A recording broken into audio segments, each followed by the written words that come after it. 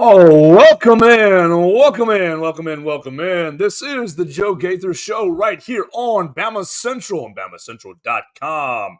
You're watching us on YouTube, on Facebook, on Twitter. I hope you guys have made it to Monday. You did survive. The sun came up.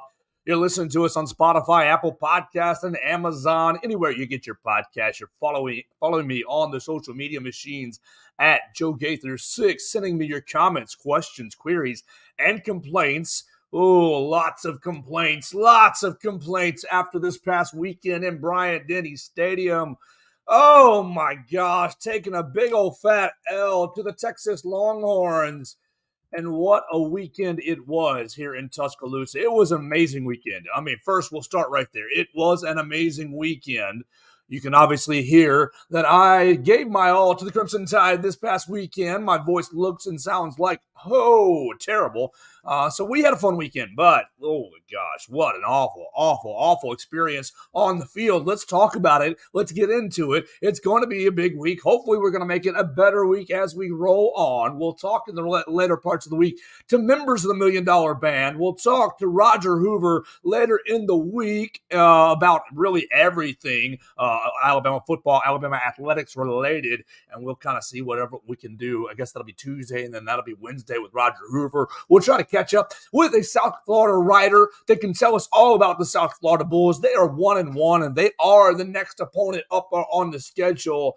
But first, oh my gosh, I'm going to go. Look, if you want sunshine and roses, if you want everything is all good in Alabama land, you're in the wrong spot. So you may as well turn it off today. Look, I'm going to maybe poke some feelings or ruffle some feathers in the Alabama Crimson Tide world, both on the field, in the program, and Ooh, right there in the fan base, in the stands. Yes, we are going to do it all. And you can, again, agree or disagree with me right there in the comments on Facebook and YouTube that show up real nicely right there at Joe Gaither6. You can participate. And we're going to see how long my voice holds out because I went, oh gosh, a little over 60 minutes. I was there in Bryant-Denny Stadium with about 77 minutes on the clock to kick off, and I was feeling rowdy, getting excited, and it was a great time. Oh, it was a great time. I was up there in the seats. Thank you so much to Mr. Miller hosting me again in Bryant-Denny Stadium. And so, yeah, let's get into the game. Let's get into the game. Let's start. Yeah, that's probably top down. Top down. So we probably need to start. Oh gosh, administration, coaching staff, fans, players, all kinds of blame to go around. All kinds of blame to go around this weekend as Alabama falls 34-24 at home. Nick Saban's worst home loss in the Alabama era, in his Alabama era. His worst home loss since he was coaching at LSU in 2003. Yeah, he took a double-digit loss in 2003, I believe, to Florida State. So his worst home loss in his coaching tenure. His third loss to a former assistant coach. And Steve Sarkisian and them boys. All right, look, let's get right to Steve Sarkisian and the Texas Longhorns came at Alabama's neck right from the jump. Came at your neck and really had Alabama on its heels the entire game. Alabama was chasing the game, and exactly like my man Wendell Hare said right there to start the program off, and you can jump in on the comments. Wendell commenting, despite the outcome, it was a great battle in the trenches. Well, Wendell, it was a battle.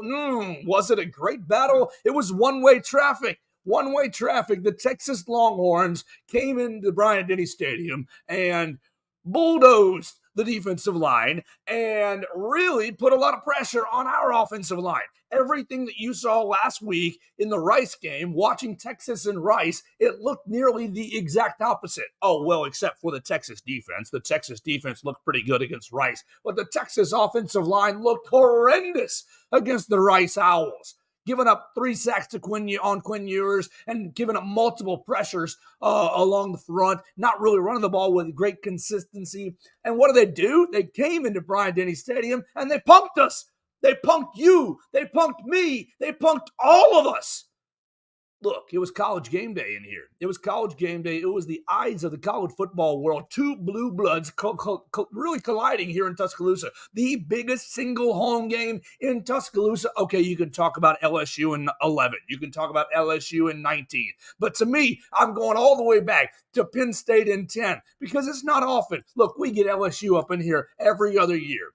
Whether they're good or they're bad, they come every other year and they take that butt whipping. They won in 11, they won in 19. Every other time, they've basically gotten whooped. So to me, this was the biggest game in Tuscaloosa in 13 years since Penn State was here. Since Penn State and all their tradition, Joe Paterno and, before his scandal came here. And yes, Alabama handled business in 2011. And we're going to talk, in 2010. And we're going to talk a lot about how life was in 2010 here in Tuscaloosa.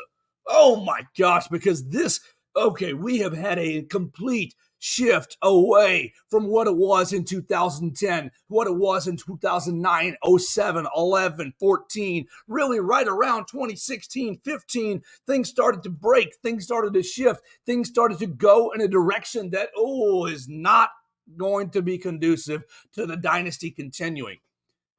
If you follow me on social media, right after the game, I put up that video of the Eyes of Texas. I was sat right there next to the Texas band. And I'll just tell you, as a college football fan, I felt very, very, very privileged to be in the presence of, honestly, Rammer Jammer's up there. Rammer Jammer is just so fun to yell at their opponents. But the Eyes of Texas, the tradition, oh my gosh. And of course, they're playing, what's the actual song?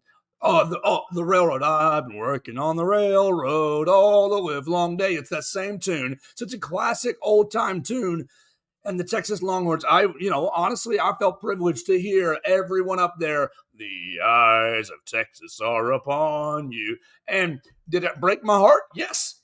It broke my heart. It made me upset. It made me, bitter. But as a college football fan, it was very special to be in that presence. And I want to thank all of the Texas fans that were around me, because really there were a ton of them around me, and they let me curse my tail off all game long. They let me yell at the offense, yell at the defense, get Alabama fired up. They let me yell "Roll Tided." They let me get in, and after the game, the whole game, it was a classy bunch from my experience. And after the game, they cheered for their own team. It was handshakes all around, and everybody goes home happy, except me, of course, except me and except you.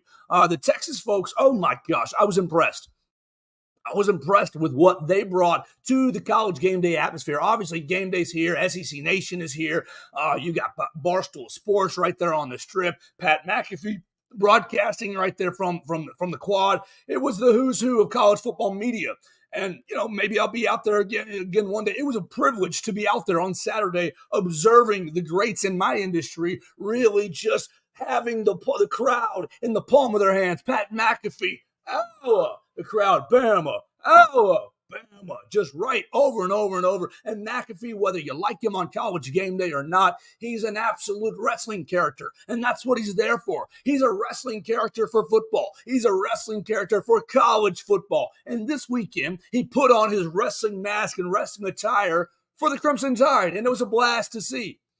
It was a lot of fun to see. He got Nick Saban onto his show on Friday, and he basically got him to sign up for a weekly segment on Thursdays, and we'll get into what that means going forward, whether you want to listen to that or not. Pat McAfee saying, we're going to ask you the dumbest questions you ever heard. And they will. They're going to try to bump Nick Saban around, kind of make him uncomfortable with some off-the-wall questions. And Nick said, I'm going to have to figure out a way to get you guys back before the end of the year somehow, some way. We'll get into all this. Oh, yeah. Oh, highly frustrating because a handful of things frustrated me over the weekend. And okay, let's back up to Thursday. Let's back up to Thursday night on Hey Coach. Let's back up to Wednesday during Coach Saban's media availability.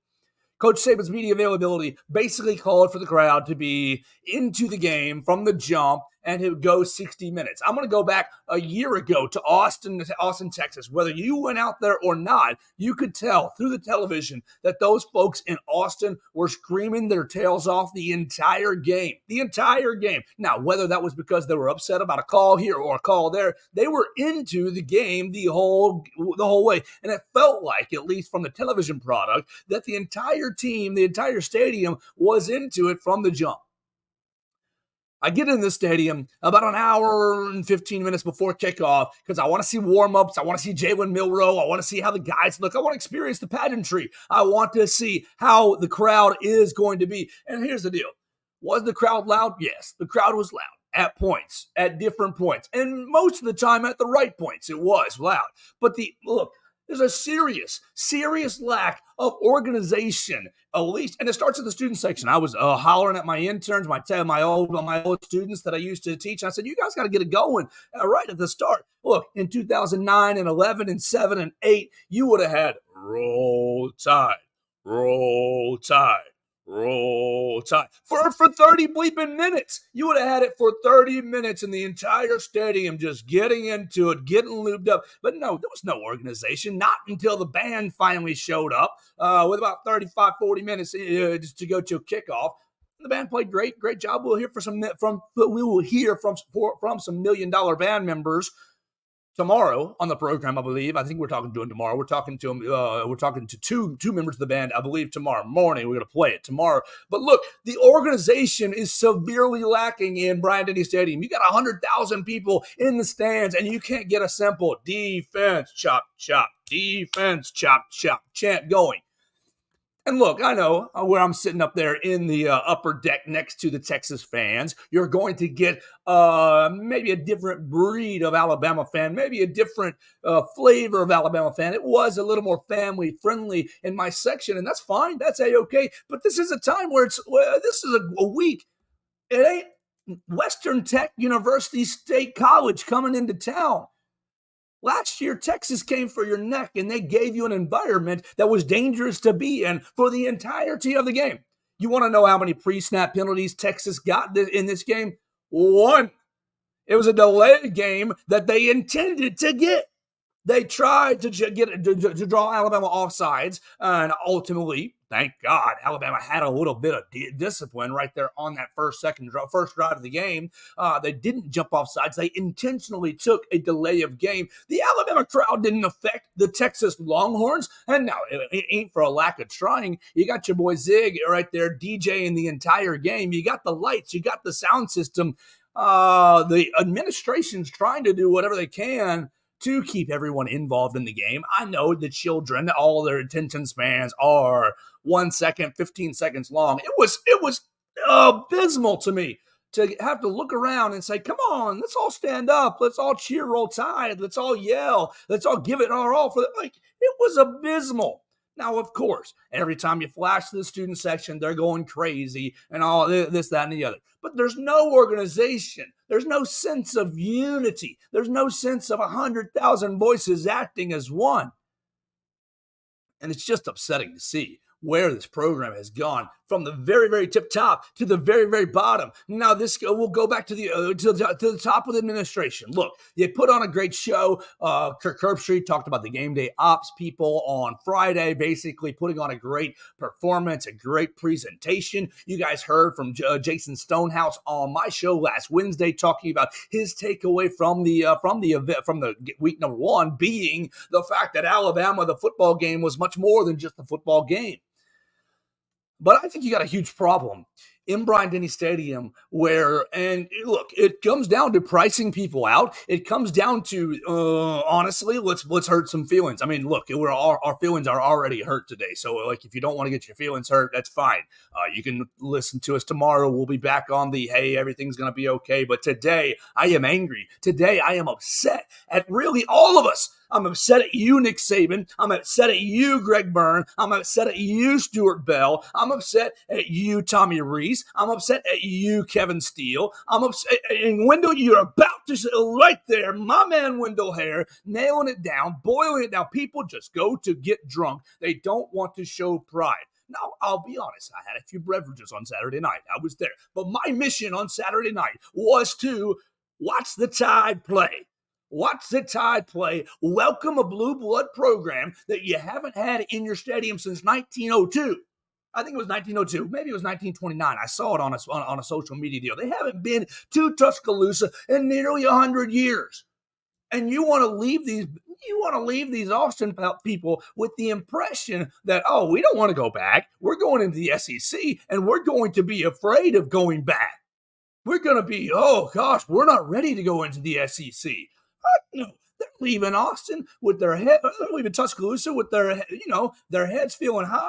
Look, I live right next to the airport. There was 1.5 million planes here, and they were impressive. Oh, it was impressive. Flying out, flying in, all day on Thursday, all day on Friday, all night on Saturday, all day on. They were impressive. It was awesome. From a neutral perspective, when I take my fan hat off, it was awesome. I was like, wow, these people are really bringing it. These people, obviously, look, you hear everything's bigger in Texas. And I've always thought, yeah, BS. Yeah, no big deal. And you look at Texas's record, not won a Big 12 title since 2009. Yeah. You look at, firing Charlie Strong, firing, whoever, the last handful of coaches, Mac Brown fizzing out. Okay, so you didn't take them seriously. But the tradition is there. And they brought every last bit of the tradition right here into Tuscaloosa. And what did we do? We showed our rear end, honestly. We showed our rear end. We showed our rear end by every single, look, the sorority girls, you're beautiful. All you girls are beautiful. Every single one of you girls are beautiful. And all you boys are going to make for a great lawyer, investment banker, whatever the case may be. But every time they go to the student section, you see horns down, horns. You're freaking losing. You're down 10-3, and everybody's horns down, phones up, horns down. And look, I wanted so badly to flash the horns down. But I remember Nick Saban last year running off the field. Don't do that bleep right after you'd won. And so I thought, I'm walking up to the stadium. We had just parked, and I'm thinking, ooh, and getting the Austin people all around me, I think, ooh, when's the first time I'm going to throw horns down? Because I want to throw horns down right at one of these guys' faces. I mean, I don't want to get in a fight, but I want to like set the tone. And then I thought, you know what? I better wait until we actually are up 28-7, when we're actually up in the fourth quarter and those people are walking down the aisles in Bryant-Denny Stadium. But no, literally every social media post that you ever saw from any sorority girl the whole day, horns down, horns down. And look, I guess it's just because it's the first time we've been able to do it, because it's the first time we played them since 09. I mean, obviously last year, but you never got them here. It's the first time that you bring him back into the rotation. Last year it gets to be a cool thing to go horns down. This year it gets to be a cool thing to both go horns down. And look, I like doing the cool thing too. I like you put me on a little social media trend. I would, drop the dab, 10 years ago, whatever the case may be. We all want to be cool. But oh my gosh, showed your rear end. Showed your absolute rear end by not respecting the opponent. And look, I don't know if that affected the team. I don't know if that affected the team. Really. And you can't say that. But goodness gracious, it starts from the top down and it bleeds from the bottom up. The top down. I love you, Greg Byrne. I love you, Stuart Bell. The University of Alabama is 10 million times more beautiful today than it was when I went to school as a freshman in 2008. It is. Absolutely. Buildings aplenty. Buildings aplenty. Technology aplenty. Every amenity that you could ever want on campus. Hell, you can live on campus right now and live a great life for the next 30 years. You can. Sign me up for one of those dorm rooms, and I can live right there, and I can work on campus and have a great life. And I can never leave the little bubble. And that's what Stuart Bell wanted to create. And they did create that. But what happened with it? And look, I love the tuition. I love that our enrollment numbers have climbed. But hello, your enrollment from Texas, from California, from Florida, from North Carolina, from New York, from Wisconsin. Oh, we're all from Chicago. We're all from who God knows where. You're not from Alabama. You're not from the Southeast. You don't have regional pride. Why'd you come to Alabama? Oh, well, it's cool. We're all cool on social media. They got the biggest sorority house in the world. They got the biggest fraternity house in the world. And like, great.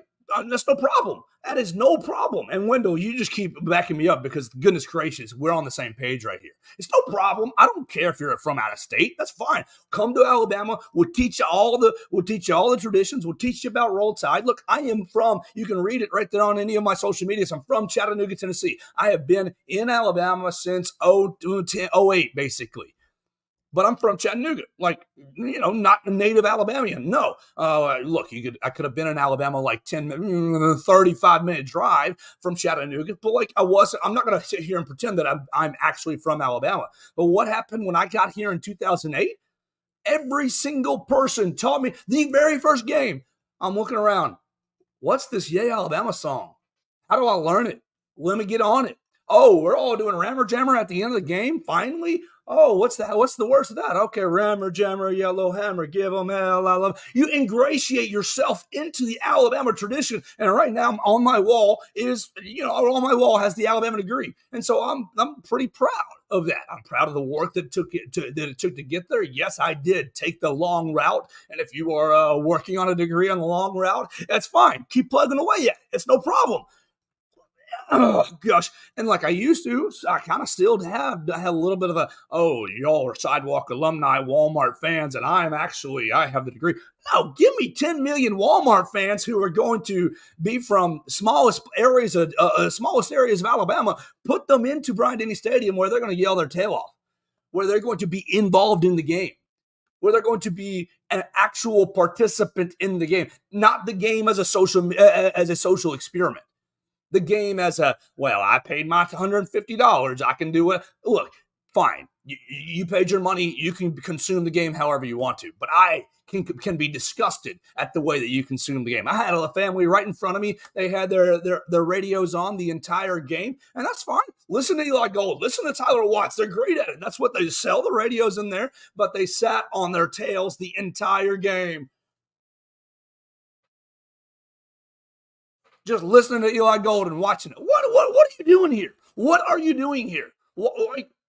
I guess you're having fun. You don't hear anything inside the stadium, but I guess you're having fun.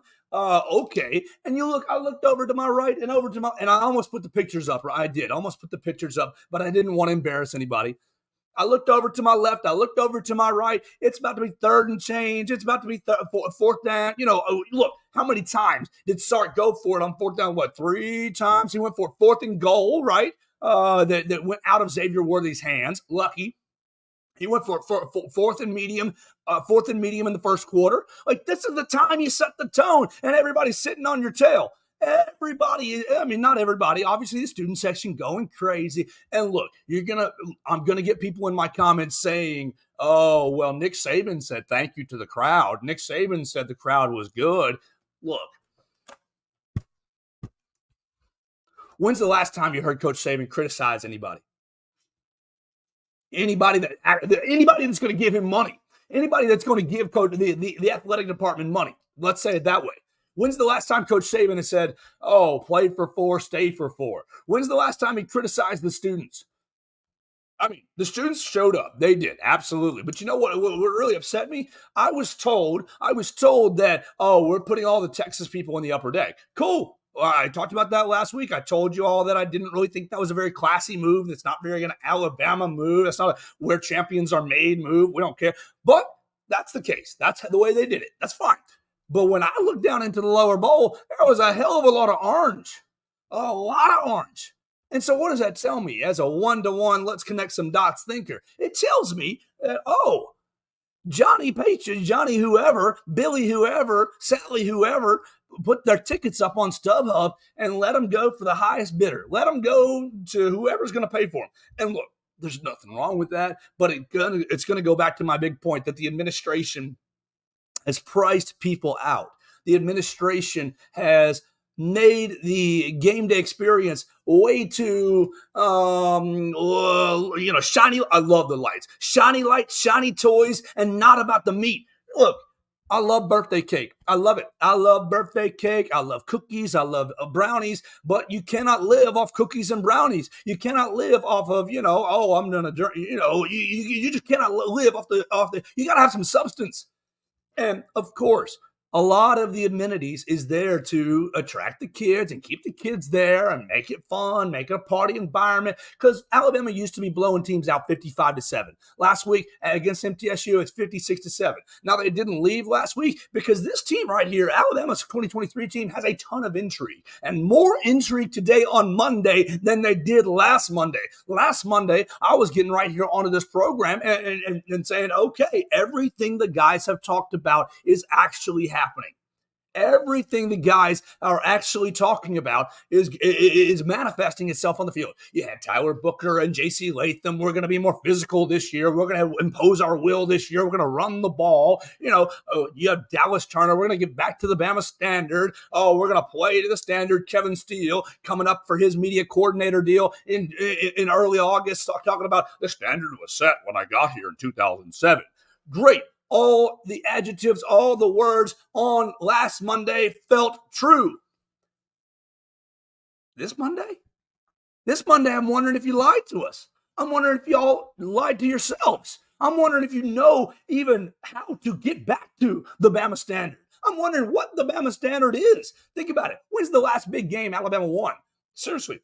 I mean, LSU down on the road last year should not have been a big game. LSU was looking at like 3 losses last year before that game.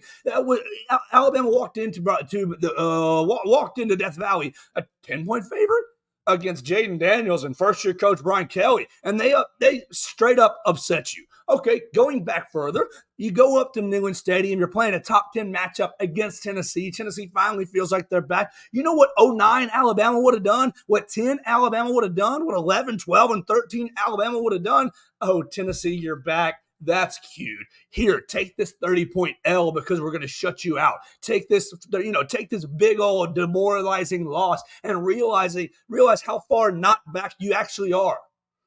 That's what the early days of the Saban dynasty would have done. But they don't. Right now they don't. You can go further. Oh, man. You go to Georgia in the national championship game. You go against Georgia in the national championship game, and boom. Yeah, I know. You lost John Mechie and Jamison Williams. Fine. That's no problem. What would early Alabama have done? They would have said, "Oh, we lost John Mechie, Jamison Williams. We're going to be able to we're going to run the ball. We're going to be able to find the way to beat this team no matter what." The last big game that Alabama won under Nick Saban was the SEC title game right before that, 33-18. Bryce Young plays out of his dadgum mind. The offensive line plays out of its dadgum mind. They did great. Awesome. And yes, that is a win we should all celebrate because it was a great night. It was one of the best nights in Alabama sports history. You win the SEC title in football. You go beat Gonzaga in basketball in a matter of 6 hours. I was drunk on Crimson Kool-Aid, and I hope you were too. But oh my gosh, when's the last time Alabama showed up for a big game? When was it? So do we even know what the Bama standard is? Do we even know? All right. So I went on and I rewatched the game because I thought maybe what I saw in stadium was not going to be, what I actually saw. No, the offensive line got their butt kicked. 3 and 4 rushers kicked Alabama's offensive line's butt. Darian Dalcourt, Seth McLaughlin got their butts kicked. Caden Proctor did mostly fine, but the issue is you have to leave a running back in more often than not to supplement the pass protection. And so what does Texas do? Coach Saban told you before the game. Coach Saban told you if you listen to him, he said, well, Texas doesn't really scheme a lot of blitzes, but they green dog a lot. For you guys, maybe not knowing football, the linebacker responsible for the running back says, if you're staying in and blocking, I'm going to blitz. Period. If you're going to go out for a pass pattern, I'm going to cover you. But every time you stay in and block, I'm blitzing. And they did all night long. They were in Jalen Milrow's face. Now, look, we'll get to Jalen Milrow in a little bit. I'm still just like, this might be a 3-hour show. Oh my gosh, I'm angry. I'm upset because look, Coach Saban, the last 3 years have been talking about, we're going to get back to the Bama standard. Do you even know what that means? Do you even care, Coach? I'm sorry. Do you have it in you to get back to the Bama standard? Look, this is Coach Saban. Look, first, here. Everybody would like to be successful. Everybody's not willing to do the things you need to do to be successful. We had one speaker come here and showed the biggest tiger I've ever seen. Took up the whole screen. And he said, everybody wants to be the beast, but everybody don't want to do what the beast do. So if you want to be the beast, you got to do what the beast do. Coach Saban talking today in the Naylor Stone media room, basically saying, in the fourth quarter, we got beat. How many times are we going to hear this? In the fourth quarter, we got beat. LSU, fourth quarter, you got beat. Tennessee, well, in the fourth quarter, you got beat. Oh, God, you did get beat in the national title game against Georgia. Fourth quarter, you got beat. So what's the problem, Coach? What's the problem? Are we not doing enough in fourth quarter offseason training? Are we too soft on them in the summertime? What's the problem? Are you not working their tails? You're not working their tails enough in fall camp. What is the problem here, Coach? Because we're seeing a trend, we're seeing a pattern, and Coach isn't getting upset. When's the last time you saw Coach Saban, holler and chew somebody out on the sidelines? When's the last time, look, and I'm in the media. If you want to chew me out just to get it off your chest, it's fine. You might see this, doubtful. Coach Saban doesn't pay attention to me. That's fine. If you want to see this and rip my tail on Wednesday, please, I beg you to do so. I beg you to do so. Whatever it takes to get you back in this warrior mentality. What did Kirby Smart say before playing TCU?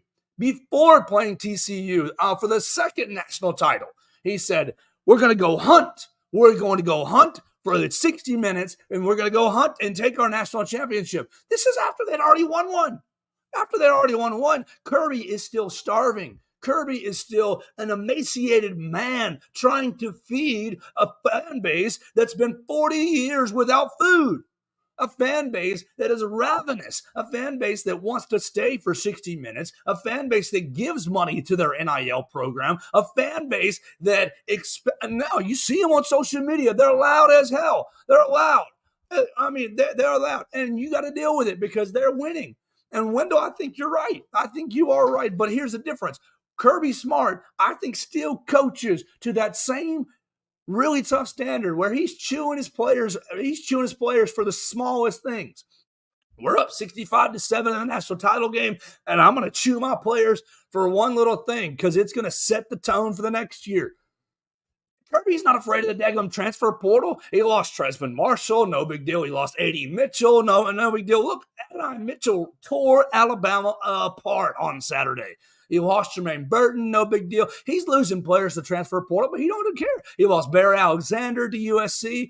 Like, he's going to coach the way he's going to coach, and the players on the Georgia roster are either going to respond or they're going to get the bleep out. And so, coach, look, I know the transfer portal is hard.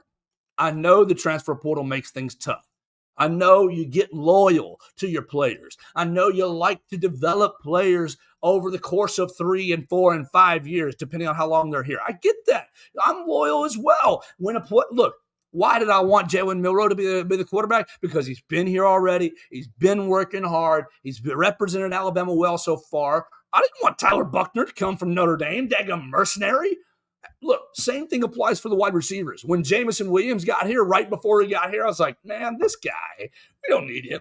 We don't need him. Come on. We're sending a bad message to our other receivers. Last year, I was full on Trayshawn Holden mode. Trayshawn Holden is going to have a great year. He's been working for the team. He's been working hard. And no, Trayshawn was terrible. Trayshawn was mid at best. But coach doesn't want to deal with the transfer portal. Oh, we want to deal with it when we can go get a Jahmyr Gibbs, when we can go get a Tyler Steen, but we're afraid of, look, coach went on the last couple of years about the transfer portal. We don't lose many guys we don't want to lose. Coach, maybe we should. I'm sorry, maybe you should.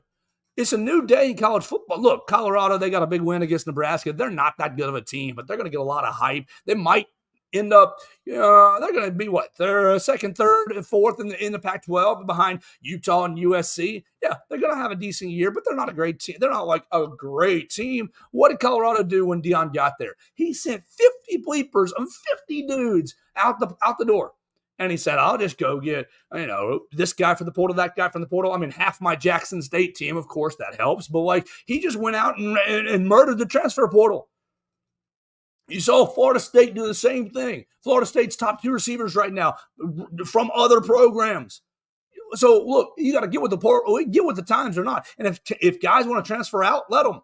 Coach them hard. When's the last time you heard this from Coach Saban? When's the last time you felt like Coach Saban got excited? Well, how important is it for the young guys to get to play this week? Well, how in the hell you know they're going to get to play?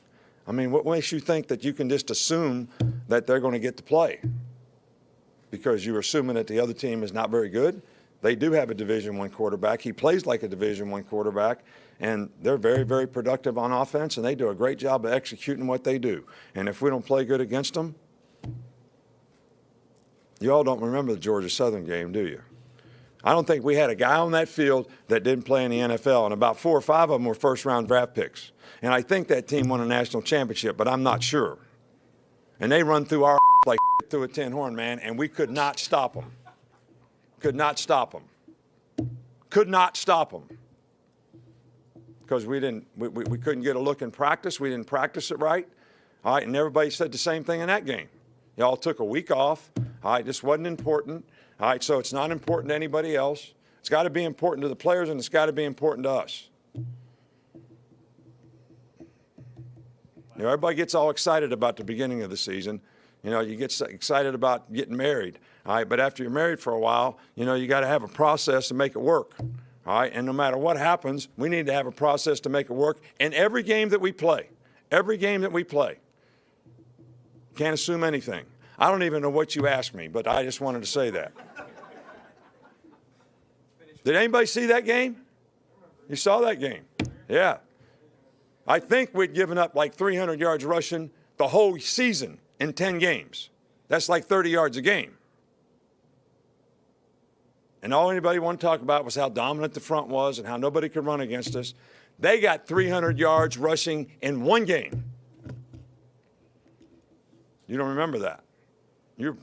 I don't know, maybe you weren't around then. I don't know, maybe you're not old enough.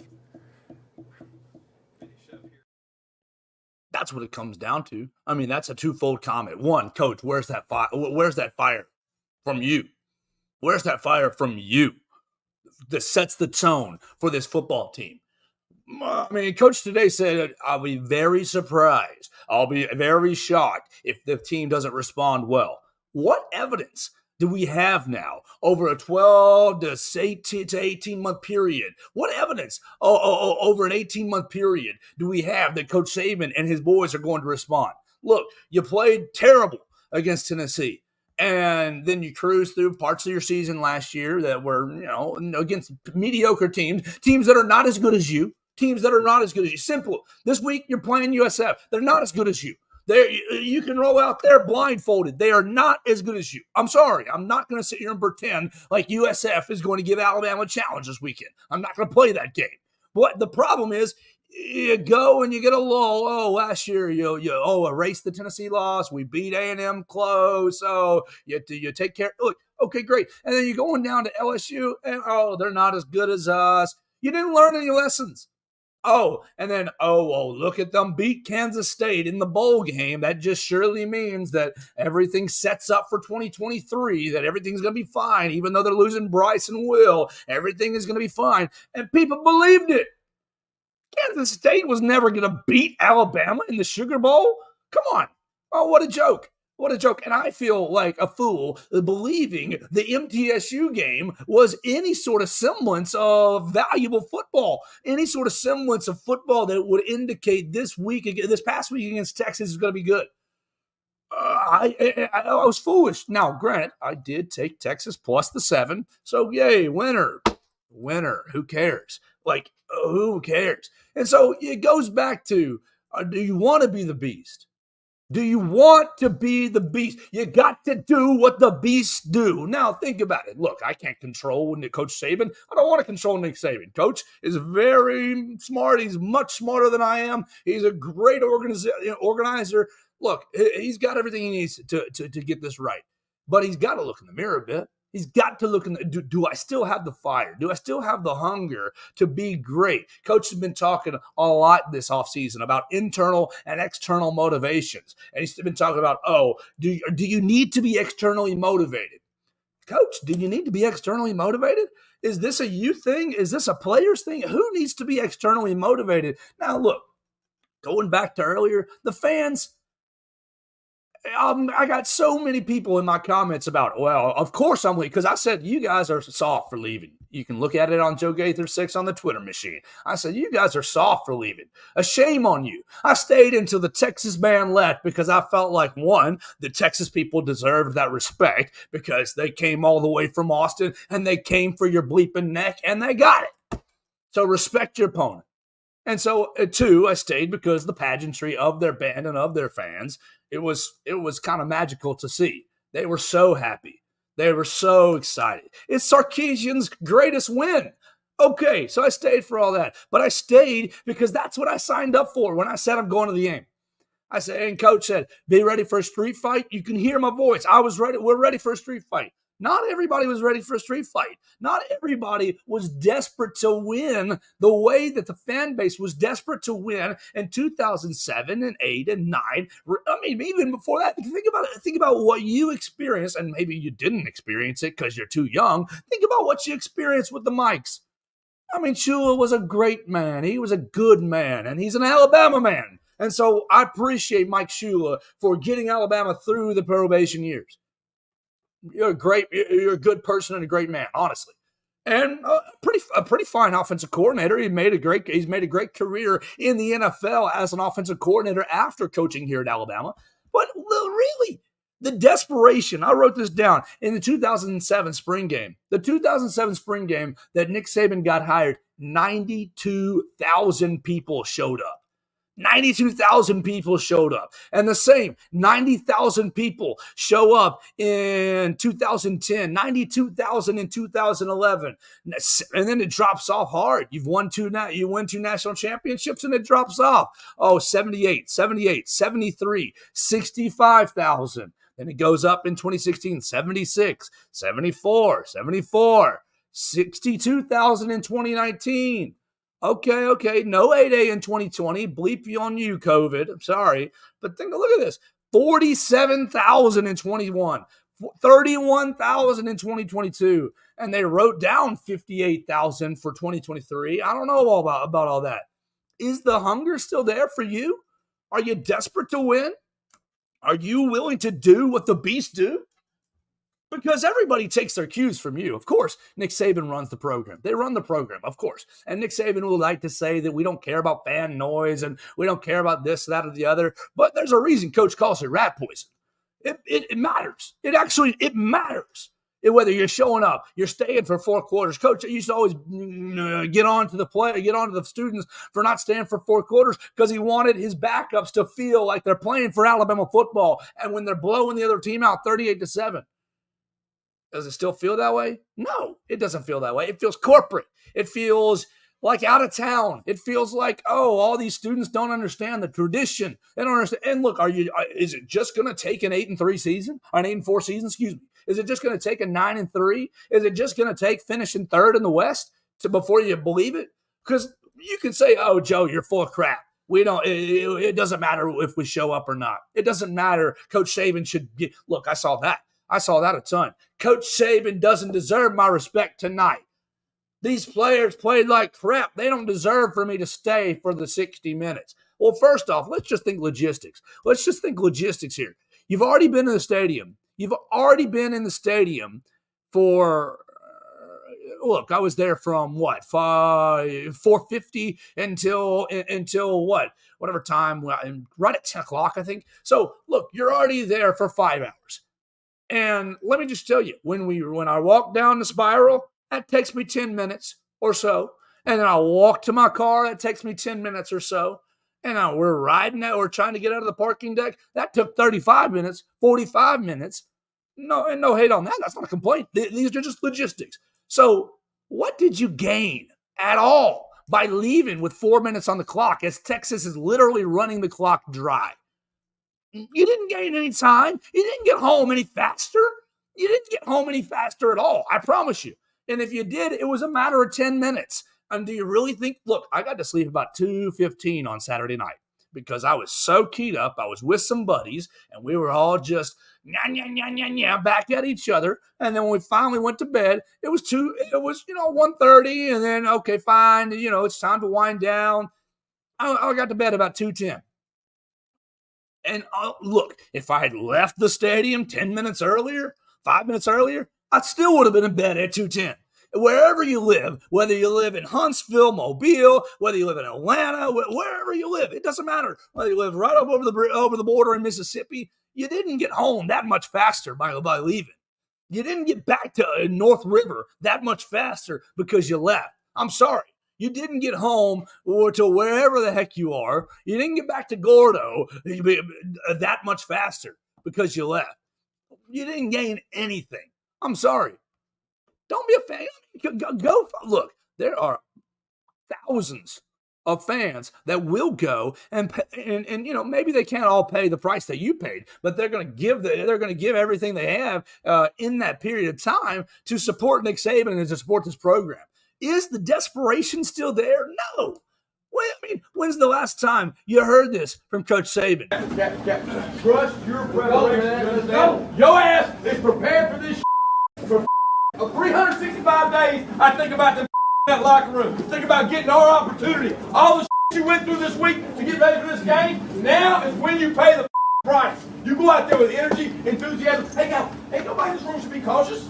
Ain't nobody in this room should be nervous about Go out here and their ass up. Don't think about scoreboard. Don't think about You think about knocking the out of them. Did you hear what Box said on Monday? When I sat in that meeting, I wanted to go play right then. Tore your up out here. 2 years ago, your their pride and joy tells me you these guys up. You go play the right way. You play the right way. You knock their ass off. You stay off the ground. You tackle the man with the ball. The easy. Look at the right punish their ass on offense and kick their ass on special teams, guys. It's about who the we are. I believe in you. Let's go.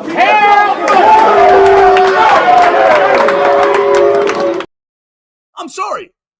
Does Coach Saban have any make their ass quit left in them? Do we have that as a program? Or do we expect, we're Alabama, you guys should just fall over?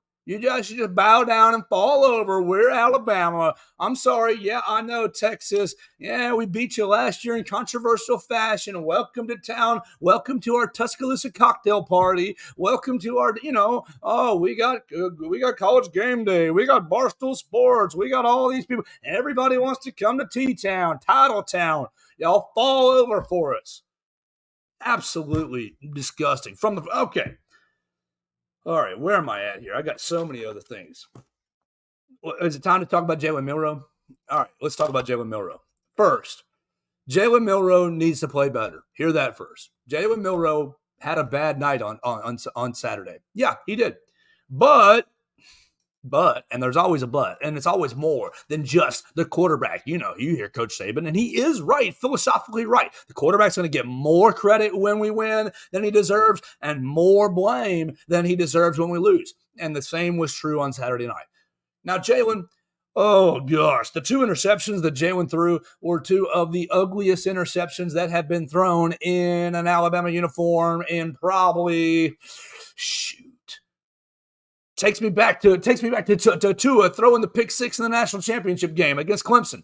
That's probably where you're at, because both those interceptions led to points on the board. Both those interceptions led to, basically you gave up 10 points. Credit the defense for holding them to a field goal on one of those drives. But you gave up 10 points right there on those 2 interceptions. Now, the rest of it, you look at the all-22, there are guys open. But you got just dog poo protection. It goes up to, and you're getting the ball snapped to you every which way. I'm sorry, Seth McLaughlin. The first thing you got to do, Mr. Man, is snap the football. Now, Seth and Darian Dalcourt struggled. They struggled through the game. They did. And really, they struggled with Texas's defensive run. Thank you so much to Joey Hickey and to Kirk Bowles for joining us last week from the Texas Beat. You can watch those conversations right there on YouTube, on Facebook, Twitter. You can listen to them on Spotify, Apple Podcasts, and Amazon. They told you need to watch out for the interior of the Texas defense. That's the strength.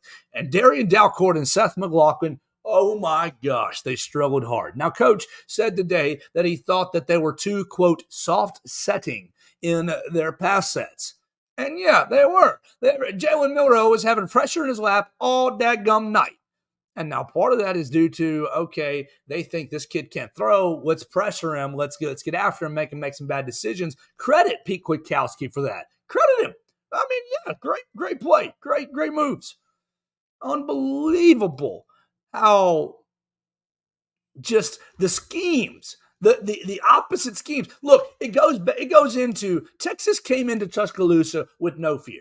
None at all. They said, we don't fear your uniform. We know your tradition, but we played with you last year. We're coming here to win. And they pressured the quarterback.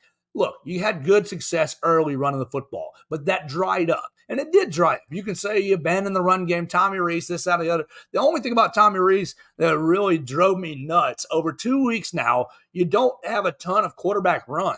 You came out in your second or third drive, and you called a beautiful quarterback draw on the perfect time. We hadn't seen it all year. Boom, he hits for about 20 yards. Great. Now we're moving. Jalen Milroe is in rhythm. Keep running the daggum ball with Jalen Milroe. He's only your best athlete on the field. Have you ever watched Lamar Jackson? Did you ever watch Tim Tebow? Tim Tebow was in the city this past week, and we don't run any quarterback power ever. I'm sorry. That's a failing. That is a failing on a coaching level to not run any quarterback power.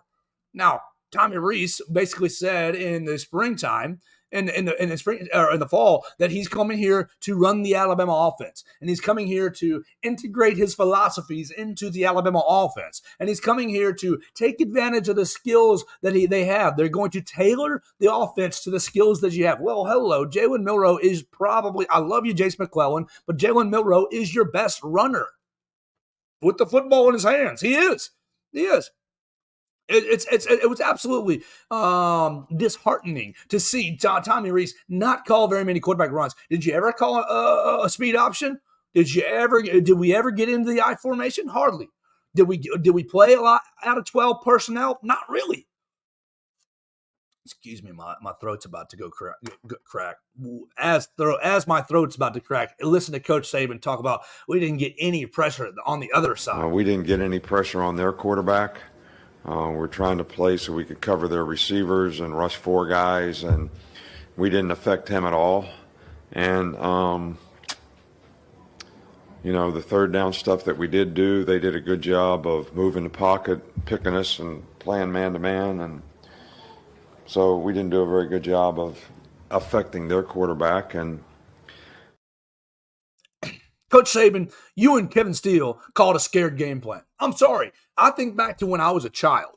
I was a child watching LSU in 2003-04 when you beat Oklahoma, and the announcers that night, or sticks out to me so clearly, said, these LSU Tigers have so many blitzes in their playbook that they named them after parishes in the state of Louisiana. And there's X amount of parishes, and so every single blitz was different. And look, I understand you tried to play coverage against Tennessee. You had to play a light box against Tennessee due to their spacing, and, last year Hendon Hooker ate you alive. I understand Jalen Hyatt and their spacing ate you all alive. I get it.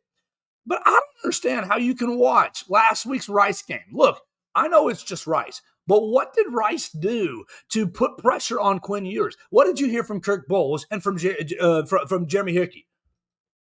You heard, Quinn Ewers struggling with the deep ball. Quinn Ewers not throwing the deep ball very well. Quinn Ewers can't get the ball down the field. His accuracy deep is not very good. And what did Rice do? Lowly Rice. They got after Quinn Ewers, three sacks. They pressured him all day because they blitzed. Now, yes, they lost. I think it was 40-3, 38-3. They lost. I get that.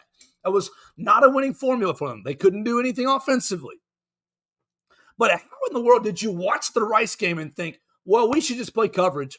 Well, we should let Quinn Ewers just have his time back there. I think we can get there with 3. We should just rush 4. They haven't been recruiting 5-star offensive linemen. They haven't been beefing up their offensive line since Steve Sarkisian's gotten there. They have. We should just rush 3. We should rush 4. It's fine. And we'll just play coverage on the back end. Deontay Lawson, Kendrick Blackshire, Jihad Campbell gets back healthy. Chris Braswell, Keanu Coate, Quandarius Robinson. It's fine. We should just play coverage. We should just play coverage when you got dadgum hurt Jalen Key, hurt Malachi Moore, and freshman Caleb Downs in the back end. And we want to rely on that. And look, Caleb Downs is going to be a hell of a player here at Alabama. He is. He is going to be a hell of a player. But he had a hard night. He had a night that he's going to remember for a long time. And maybe that night fuels him to be the great player that we all expect him to be. And I do think he's going to be great. And I think Jalen Key had a wonderful week number 1. And I think Malachi Moore is a dog. I do. I'm a big Malachi Moore fan. But they weren't 100%. Trey Amos still picking up the scheme. Got himself burned. Really is a communication issue. The communication between Terry and Arnold and Caleb Downs was lacking all night long. The first 4th down conversion for Texas was off a pick route, a banjo route that should have been banjoed and swapped off. Total miscommunication. Dude, help these guys out on the back end and blitz Quinn Ewers. Blitz your tail off. I'm sorry. Go down fighting. Don't be scared. Nick Saban in 11, Nick Saban in 2011, Nick Saban in 2016. Now, granted, 16, you had some monsters up front. You had Jonathan Allen. You had Deron Payne. I get it. Those are special players up front. I get that. But good gosh, why are we coaching scared? Why are we playing scared? How did you watch the Rice game, Coach Saban, and say, well, these Rice Owls, they really got after Quinn Ewers. And of course, they lost, but so we're just going to sit back and play opposite of Rice. Dude, our athletes are 10 billion times better than Rice.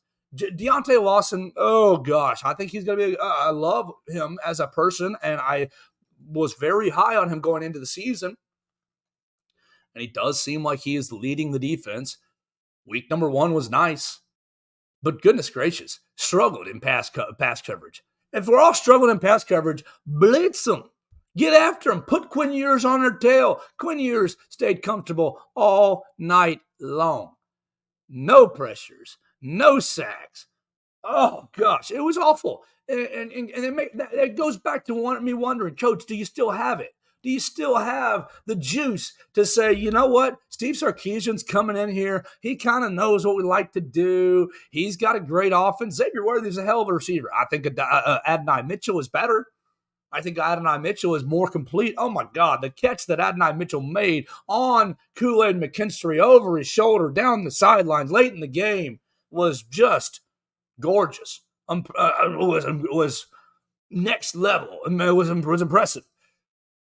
Of course, Texas, we've been recruiting offense forever. Sark, he's a genius. And you bust coverage left and right. Just blitz them. Just go after them. At some point, and here's the flabbergasting thing. At some point, you got to wonder, look, we're in the same sort of system with Tennessee. Tennessee's burning our ass. We're getting Jalen Hyatt's going over the top.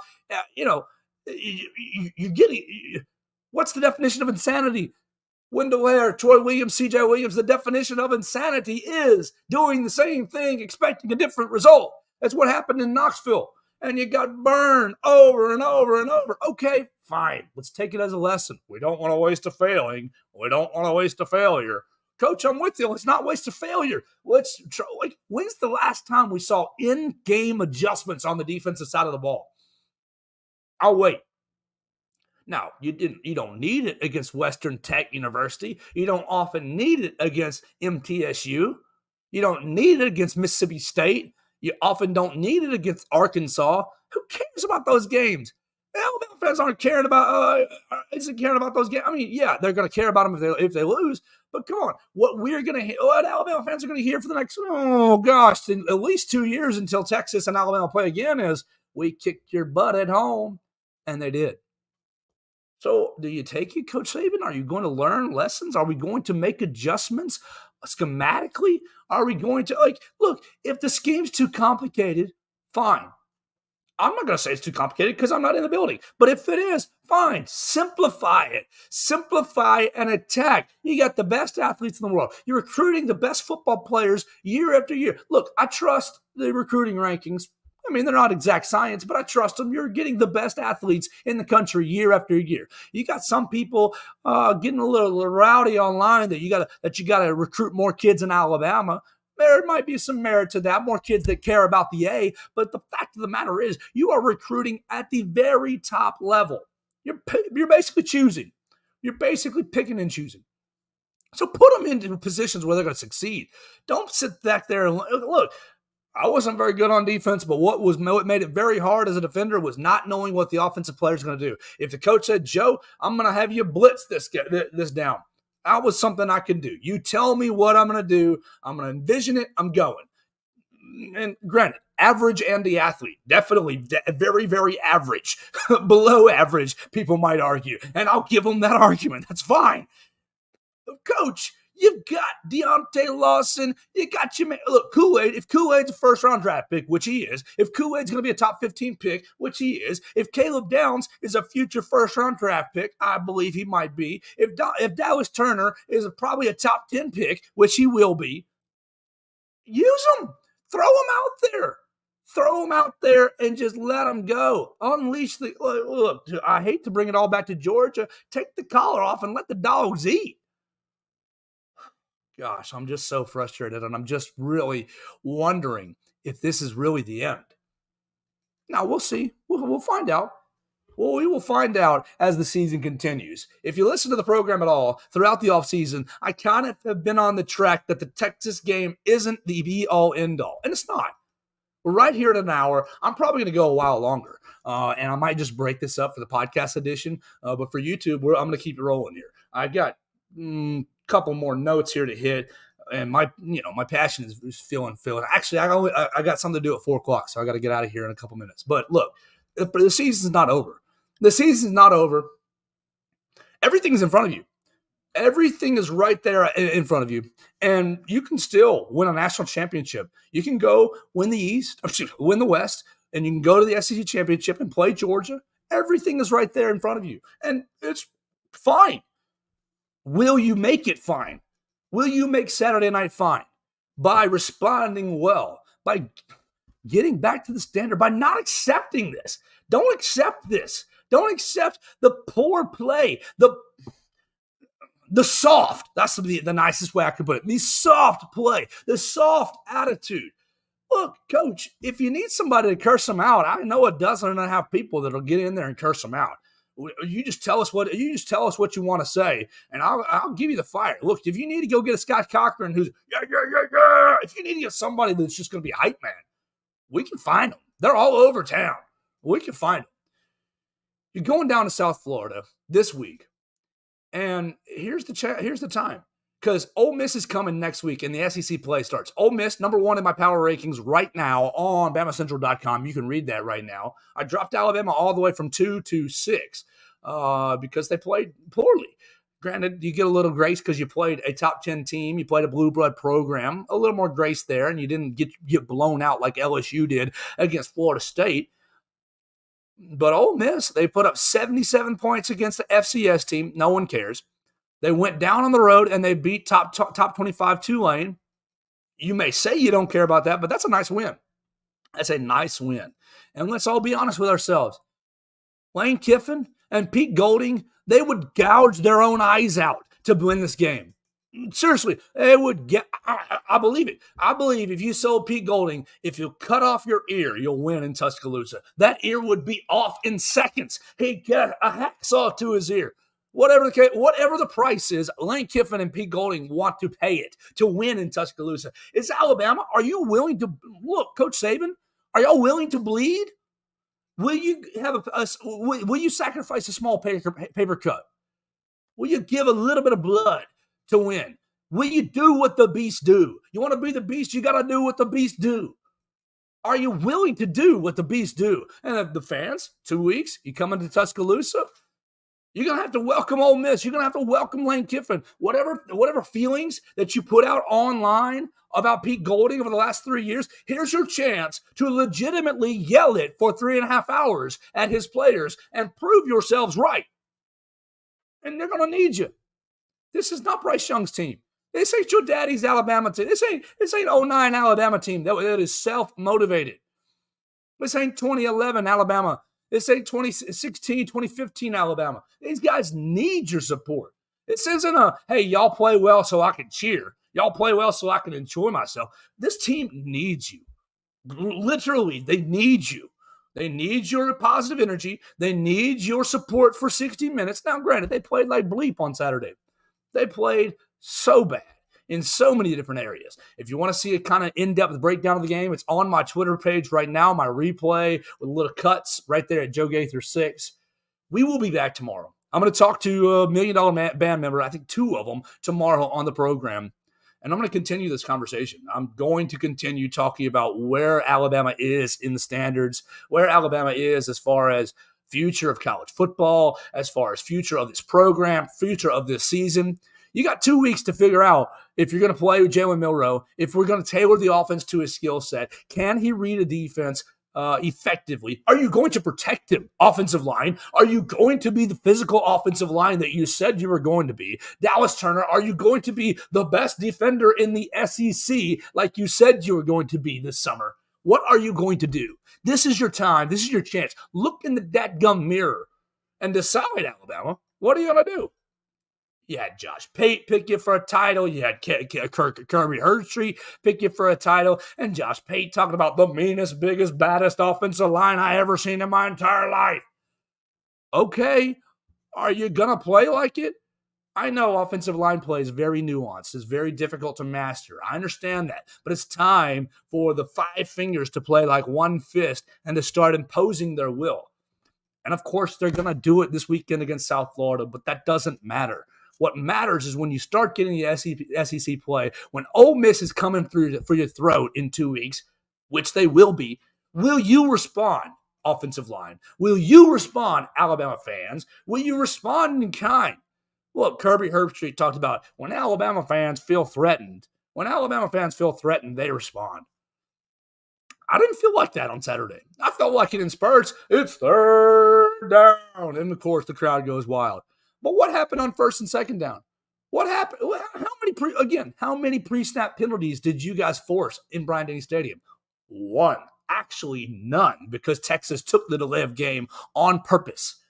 Terrible. It's a terrible showing from the very tip top to the very, very bottom. Now, I'm sure the administration made a ton of money this weekend. I know the city of Tuscaloosa made a ton of money, and that's always a win. Always a win. Great. I want every local business to succeed and to thrive. If you're a local business that wants to sponsor this show, I will shout your praises to the highest mountains. Every 5 minutes, I will. It's fine. I love making money. That's what makes the world go round. But at some point, you got to get back to the hunger, back to the, oh my gosh, it's 2005, and Tyrone Prothro just broke his ankle, and our great season is gone out the window, and it's 2006, and Mike Shula not getting it done. We got to let him go. You got that gum Tommy Tuberville giving you the thumb.